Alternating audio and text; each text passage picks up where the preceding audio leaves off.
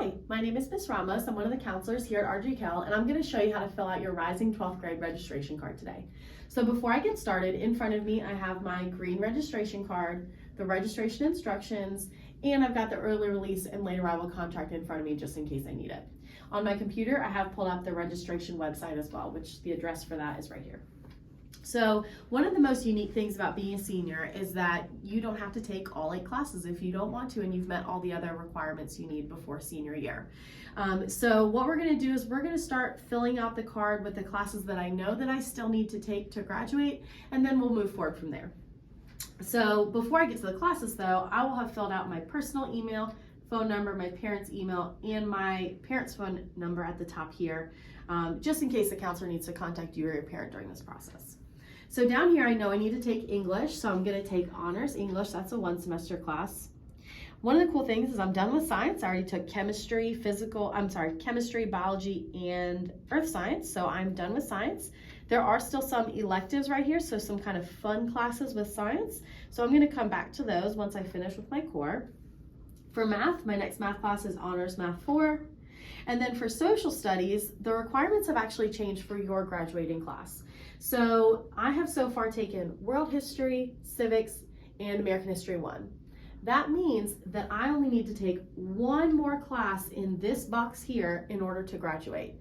So if I've already taken one of these, whether it be from this part of the electives or one of these AP classes, I do not have to take another history class to graduate. American History 2 is no longer a class that is required for graduation, and in fact won't be offered next year. So students can select either this economics and personal finance class as their 4th history, or one of these elective classes here at the bottom. Again, if I'm somebody who has already taken one of these elective classes, I don't have to take another one next year. So in 10th grade, I took Latin American Studies, so I'm actually done with social studies now. But I really like it, so I think I'm still gonna sign up for sociology. Okay, so that's 3 so far. One thing I know for sure is I definitely want early release. So I'm gonna flip to the back, and I want to leave early after 3rd block every day next year. So what I'm gonna do is for 1st semester, I'm gonna select release 4th period in the fall. So that's one of my classes. Try to think of it as like one of your blocks that you're selecting. And in 2nd semester, spring release 4. Okay, if I wanted 1st period, I would select release 1st or spring release 1. It's worded really weird, but that's how it is in the computer when you actually enter it. So we tried to make it as close as possible so there wasn't any confusion.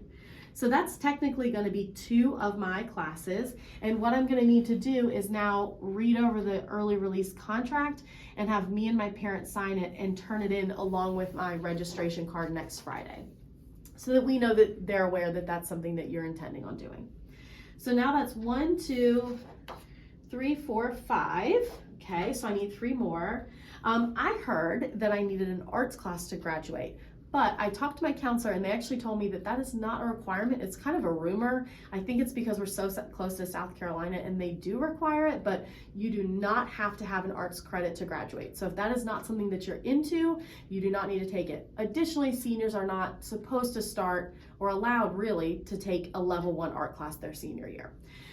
So I've actually already been in chorus, so I'm going to keep going with chorus because I love that. That's an 8A B-Day class. And then I'm also going to take AP Comp Gov.